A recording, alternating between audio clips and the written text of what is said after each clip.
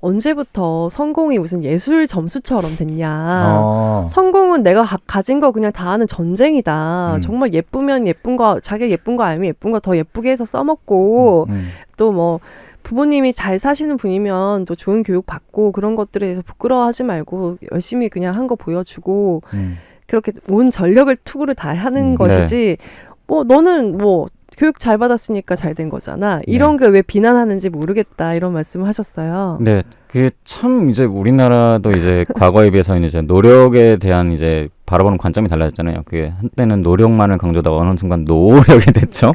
노력을 해야 된다. 근데 노력이라 하면서 노력을 비판하시는 분들도 재밌는 게 어떤 사람이 성공했을 때 그 사람이 집안이 어느 정도 있다든가 자본이 있다든가 뭐 인적 네트워크가 있다든가 그거에 대해서 비난을 하는 경우를 종종 봐요. 저는 마치 개인의 순수한 노력이 들어간 성공만이 가장 아름답고 가장 훌륭한 성공이고 나머지 들어간 건 좀 불순한 성공이다라고 하는 태도가 있는 거예요. 이게 사람들 사이에서 그런 게 보입니다. 넌 그것 때문에 넌 집안이 좋아서 성공했잖아. 뭐 이런 식으로 얘기를 하는데 그거가 있어도 사실 성공하기가 힘들어요. 자원을 아무리 가지고 있어도 성공하기 힘듭니다. 이게 제가 책 후반부에서 다룬 내용인데 이게 왜 그러냐면은 우리가 사는 사회 자체가 확정된 사회가 아닙니다. 우리가 인지를 못해서 그렇지 아까도 말씀드린 우연성이라는 게 많이 개입돼도 말씀드렸잖아요. 이걸 다른 말로 표현하면 확률이에요. 확률이 지배하는 세상은 B라는 행동을 기대하고 A라는 행동을 하잖아요. A를 했을 때 B가 안 나올 가능성이 존재해요. 그렇죠. 예를 들어 성공률 70%라면은 70% 정도는 성공을 할 수 있지만은 30% 정도는 실패할 수 있다는 얘기잖아요. 그렇죠. 근데 실제 우리가 사는 상황은 그런 확률이 몇 퍼센트인지 숫자도 몰라요. 이걸 불확실성이라 하거든요. 복잡게. 복잡게라고 하고 불확실성이라고 얘기하는데 왜냐면 사람들이 이제 복잡하게 서로 얽혀 있기 때문에 내가 A란 행동을 한다 기대하고 한다 가지고 B란 결과가 나올 수 없는 게 사람들이 그거에 따라서 또 다른 방식으로 또 대응을 하게 돼 있으니까요. 그럼 다른 결과가 나올 수밖에 없어요. 그걸 감안하고 고려하면 성공이란 것 자체가 굉장히 어렵고 힘든 거란 걸 알게 돼요. 그렇기 때문에 가지고 있는 자원을 통틀어서 다 활용하는 게 당연한 거고요. 뭐 노력만을 들여가지고 하는 게 순수한 그런 성공이 되게 중요하다. 그렇게 하면 아무도 성공 못합니다. 그냥 운이 좋아서 성공한 케이스예요. 그런 거거든요. 그리고 그렇기 때문에 운 자체도 인정을 해야 되는 거예요. 확률과 불확실성 우리 삶을 지배하고 있기 때문에 어떤 방식이든 영향을 미치는 거예요. 예를 하나 들게요. 최근에 제가 기사를 하나 봤는데 그 마스크 도매업자의 눈물이라는 제목의 기사였어요. 이게 정확한 제목인지 아닌지 모르겠는데 뭐였냐면은 지금 코로나 바이러스가 지금 난리잖아요. 어떤 사람이 코로나 바이러스 이슈 기사를 뜬 걸 보고 이거 분명히 크게 번질 것이다 라고 생각을 했대요. 그래서 이걸 하면은 마스크가 많이 팔리겠다. 그래서 마스크 제조업자한테 찾아가서 마스크 계약을 해요.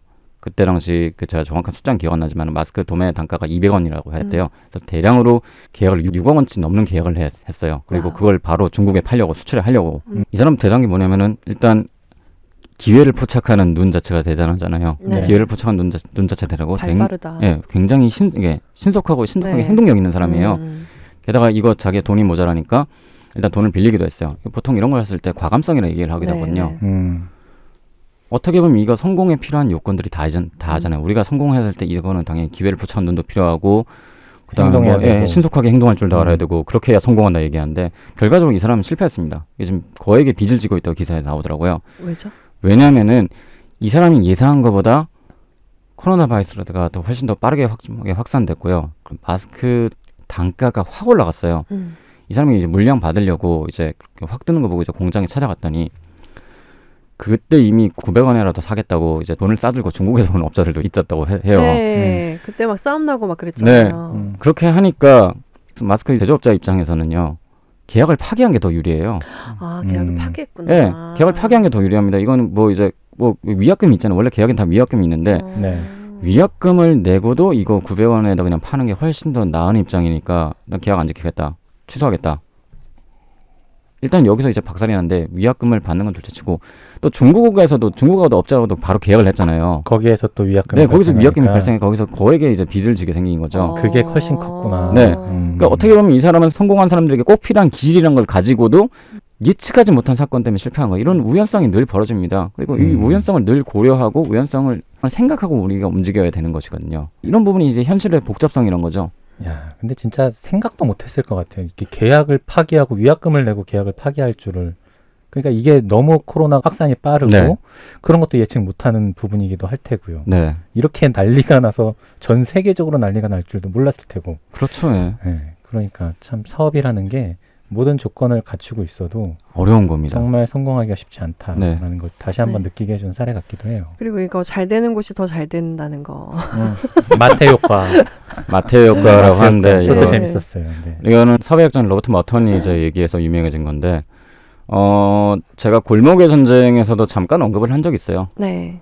횟집을 고를 때 가장 좋은 횟집은요, 장사가 제일 잘 되는 횟집이에요. 왜냐하면은 어느 횟집이 장사가 잘 되기 시작하면은 그만큼 수조 있는 생선들 회전율이 빨라지잖아요. 그럼 네.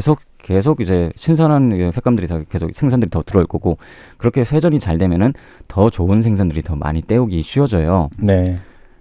반대로 잘 안 되는 집 같은 경우에는 수조에다 생선 오래 묵힐 수밖에 없잖아요. 그렇죠. 그렇죠. 그럼 그만큼 당연히 신선도는 떨어질 거고. 눈이 막 끔뻑끔뻑해. 네. 막 그래서 먹어보면 죽기 직전. 먹어보면은 묻어 있는 것도 있고. 그렇죠. 예, 당연히 이제 잘 되는 곳은 신선한 회를 내려올 수밖에 없고 잘 안 되는 네. 곳은 신선하지 못한 회를 내려올 수밖에 없어요. 그렇다고 해서 장사가 잘 안 되는 곳이 수조를 매번 갈아준다? 그러면 어마어마한 그것도 손실이잖아요. 그렇죠. 이렇기 때문에 잘 되는 곳은 더 잘 될 수밖에 없어요. 사람들은 신선한 회를 찾아가서 신선한 회를 먹길 원하는데 신선한 회가 잘 되는 집의 조건이 아니란 게 이것 때문이에요. 잘 되기 때문에 신선한 거고, 유명한 횟집들이 있잖아요. 잘 생각해 보세요. 거기가 되게 횟감이 좋고 좋아서 간다고 하는데 거기가 언제부터 그렇게 좋았을까요? 처음부터 그렇게 좋았을까요?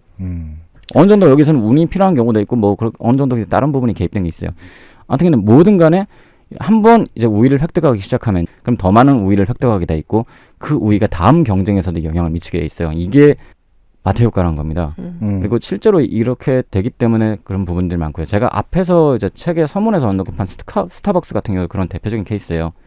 스타벅스가 이제 다양한 이제 뭐 성공 원인 분석이 다양한 게 있는데 저는 스타벅스가 가지고 있는 자원적인 측면에서 이제 분석을 했었거든요. 브랜드 가치도 그렇고 이제 자본적인 측면도 그렇고 뭐 홍보도 그렇고 뭐 프랜차이즈 운영 경험이나 뭐 그런 것들 그렇고 전반적으로 다 좋았어요. 한두 개 뭐 개개 몇 개 요소 같은 경우는 경쟁사들이 뭐 비슷하게 스타벅스가 비슷하게 한 부분이 있기도 한데 네. 전체적으로 보자면은 모든 부분에서 다 우위를 가지고 있는 스타벅스예요. 근데 그렇게 스타벅스 들어오면서 커피 시장이 폭발적으로 성장하기 시작했잖아요. 그러면은 스타벅스에 몰리는 사람이 딴 데를 가지 않단 말이에요. 원래 제일 나은 선택지가 스타벅스였기 때문에 그렇기 때문에 스타벅스로 가는 사람이 더 몰리게 되고 우위가 더 중첩이 되면서 더 많은 서비스가 늘어나고 사이렌 오더 같은 서비스를요. 원래 사이렌 오더는 줄을 안 사면 등장할 수가 없는 서비스잖아요. 그러니까 사이렌 오더가 있으면 더 편리하니까 더 자주 가게 되고 우위가 또 다음 경쟁에서 새로운 우위가 돼가지고 더 쌓아나가는 겁니다. 네. 그래서 스타벅스 코리아 같은 경우가 한국에서 잘 된 건 전형적인 마태 효과에서 잘 된 케이스라 볼 수 있어요. 그런 식으로 성공이 이루어지기도 한다는 거죠.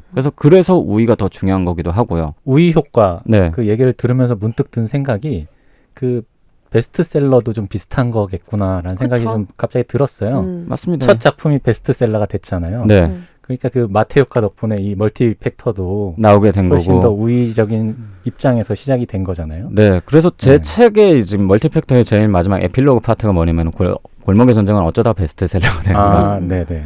였는데 그때도 마태 효과와 동일하게 적용됐습니다. 잘 팔리니까요. 서점에서도 더 관심을 가질 수밖에 없고 네. 잘 안 팔리면은 금방 구석에 이제 안 보이는 구석 서가에 꽂히죠. 그러겠죠. 근데 잘 팔리고 이제 그렇게 두각을 드러내니까 잘 보이는데 놓일 수밖에 없고 잘 보면 그만큼 더 노출이 많아지기 때문에 사람들도 더 관심을 가지게 됩니다. 그 책이 잘 팔리다 보니까 이 책을 낼 때 전보다 더 많은 관심을 받을 수도 있었던 거고요. 네. 네. 그런 점에서 보자면 이것도 마태 효과가 적용된 케이스라고 할 수 있습니다. 그래서 실패를 하더라도 뭔가를 얻는 실패가 있고 완전히 그냥 잃어버린 실패가 있는데 실패를 두 개를 구분을 해야 된다 봐요. 우리가 뭐 실패는 성공의 어머니라고 얘기하는데 네네. 실패를 하더라도 거기서 내가 인적 네트워크를 얻거나 경험을 얻거나 뭔가를 얻어가는 게 있다면 그거는 실패라고 정의를 하기 힘들어요. 하지만 자본의 손실을 경험하거나 아니면 인적 네트워크를 상실하거나 이런 거 같은 게 진짜 실패라고 할 수 있는 거예요. 실패도 가려가면서 해야 되고 실패도 최소한 잃는 게 적는 실패를 해야 된다는 거죠. 보통 이렇게 실패를 한 분들이 실패를 통해서 나는 성장했다 그러잖아요. 네. 근데 내가 돈도 잃고 지인도 잃고 친구도 잃고 다 잃었는데 나의 배움은 있었어. 그러면 이게 실패인가요? 성공인가요? 그거는 실패에 가까운 거죠. 실패에 가깝다. 나의 경험은 있지만은 내가 네. 경험으로 얻는 부분도 있는데 내가 잃은 부분이 더 크잖아요.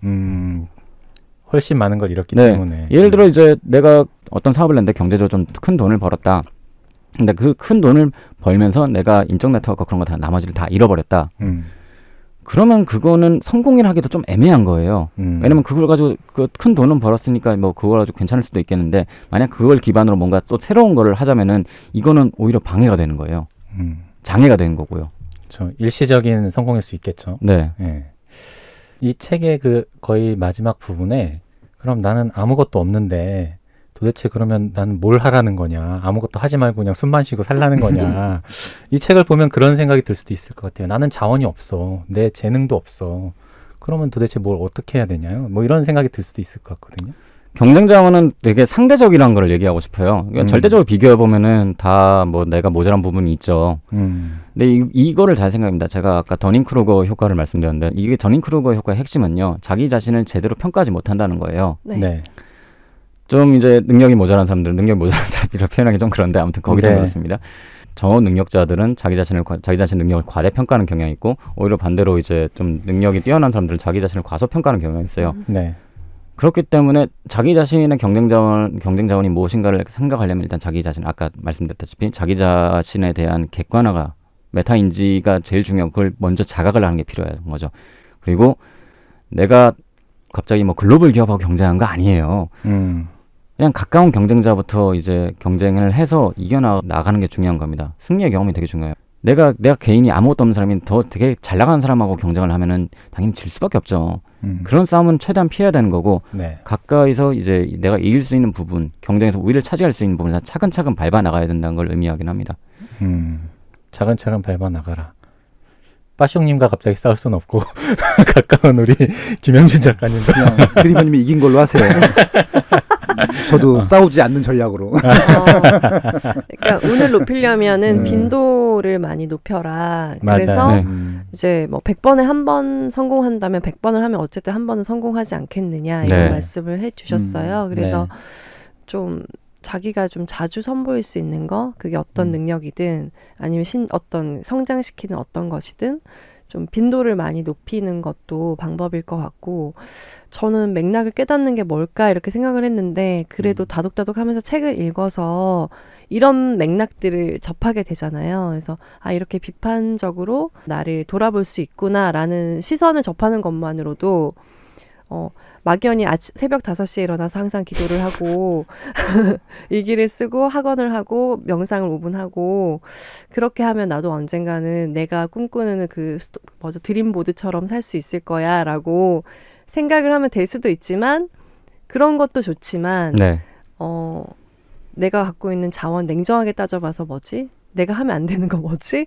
그런 것들을 조금 적어도 보고 사람들에게도 또 물어도 보고 내가 못 보는 어제도 이제 친구랑 얘기를 했는데 그 친구가 안 보이는 걸 제가 그 친구를 보면 보이고 그 친구는 언니가 가진 게 많은데 왜 그거를 안 가졌다고 해요? 뭐 이런 식으로 얘기를 하더라고요. 그래서 주변인들에게 나를 잘 아는 분들에게 물어보기도 하고 좀 그러면 좋을 것 같아요. 빨리 웹툰 그리세요. 자꾸 사업하겠다고 하지 말고. 조용히 해. 네. 네, 저는 그때 좋았던 게 아까 잠깐 김영준 작가님이 언급하기도 했는데 네네. 요즘 시대가 변하는 상황에서 좀 후발주자들이 역전할 수 있는 기회가 온다라는 얘기를 했잖아요. 네. 그게 이제 내가 가진 게 전혀 없다고 생각하는 분들한테도 적용될 수 있는 말 같아요. 전 단적으로 요즘 같은 시대는 좀 유튜브 같은 게 떠오르거든요. 네. 사실 SNS의 어떤 영향력이 요즘 무시 못할 수준이 됐잖아요. 인플루언서들이 뭐 연예인보다 더 유명한 세상이 됐고 그런 기회가 또 오지 않을까라는 생각이 들고 그럴 때 내가 먼저 좀 진입해서 조금 더 노력을 한다면 거기에서 없던 나의 영향력이 생길 수도 있겠다. 뭐 이런 생각들이 많이 들거든요. 실제로 유튜브만 봐도 그렇게 인플루언서가 돼서 전혀 다른 삶을 사는 분들이 너무 많고 근데 그분들이 뭐 가진 역량이 엄청나게 많았다거나 이런 건 또 아닌 것 같거든요. 물론 있었겠지만 그런 기회들을 좀 잘 포착해서 도전해 보시면 좋을 것 같다 이런 생각이 좀 들었습니다. 네. 네. 기회는 늘 우리가 지금 현재만 살다 보면은 이제 이게 마지막 기회의 막차다 이러고 얘기하는데 네네. 항상 지나보면 또 다른 기회는 있었어요. 그러겠죠. 네. 그거를 포착하지 못하고 내가 거기서 통할 부분이 뭔지를 파악하지 못했을 부분이에요. 기회는 늘 옵니다. 그래서 그거를 언제나 날카롭게 포착을 할 수 있는 것들이 필요하고 그리고 언제나 운이 개입된다는 거를 명심할 필요가 있는데 나의 노력도 있어야 되지만은 내가 100% 노력을 들이고 내가 최대한 자원을 들인다 하더라도 잘 안 될 때도 있어요. 내가 가진 거 이상으로 잘 될 때도 있고요. 네. 그걸 명확하게 파악하는 게 되게 중요하다고 보고 저는 생각을 하고 있습니다. 네. 김영준 작가님은 다음 책은 어떤 구상을 하세요? 아직은 아직 힘드신가요? 책 나온 지 얼마 안 돼가지고 아직은 네. 구상은 안 하고 대신 지금은 더 많이 보고 더 많이 읽고 더 많이 생각을 해야 될 단계가 같아요. 아직까지는 계획이 없지만은 네, 또 다른 내용으로 또 아마 쓰지 않을까 싶습니다. 네, 그러니까 궁금해요. 글을 되게 잘 쓰고 글을 재밌게 쓰고 즐기는데 책 내는 건 굉장히 고통스러워하더라고요. 그래서 이제 굉장히 공을 많이 들인 책이라는 그랬을 것 느껴서, 같아요. 예, 그러니까 네. 이제 그래서 아마 좀 쉬고 싶을 것 같아서 근데 분명한 책을 낼 것 같고요. 그러니까. 이제 그 말씀도 드리고 싶었는데 김영준이라는 저 대한민국 최고의 칼럼니스트가 탄생하게 된 거는 이제 타고난 재능이 저는 제일 크다고 생각을 해요. 아무리 노력해도 이렇게 안 될 거예요, 많은 사람들이. 근데 이제 그럼에도 불구하고 김영준이 처음부터 스타였으냐? 그건 아니었었거든요. 그러니까 10년 했잖아요, 칼럼니스트 블로그에서.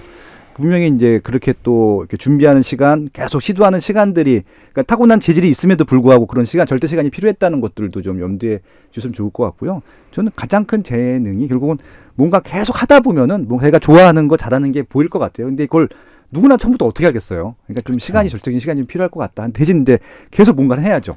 기록을 하고 생각을 하고 뭔가 그런 노력들이 좀 필요할 것 같다는 생각이 좀 들기도 하네요. 네. 네. 계속 글이라고. 알겠습니다. 네. 네. 네. 이렇게 정말 성공은 하나의 요소가 아닌 멀티 팩터로 이루어진다는 김영준 작가님의 책으로 여러 가지 생각들 성장하게 된 것 같아요. 그래서 감사드리고요. 이분은 여기까지 얘기하면 좋을 것 같습니다. 네. 네. 김영준 작가님 모시고 네. 성공과 확률과 또 운 뭐 이런 다양한 이야기들 나눠봤는데요. 또 아쉽지만 마무리할 시간이 돼서 네. 네. 다음에 또 신간이 나오면 모시는 걸로. 오늘 알겠습니다. 어떠셨어요? 네. 예, 불러주셔서 감사하고, 이 코로나 바이러스가 이제 횡행하는 이 좋지 않은 상황에서 불러주셔서 감사합니다. 저희 유튜브 팟빵 둘 다 나오잖아요. 그래서 네. 아무튼 이 코로나 바이러스 많이 돌아다니지 마시고 저희 다독다독 계속 반복해서 광고도 좀 들어주시고 그러시면 좋겠습니다. 네, 네, 감사합니다. 네. 감사합니다. 고맙습니다.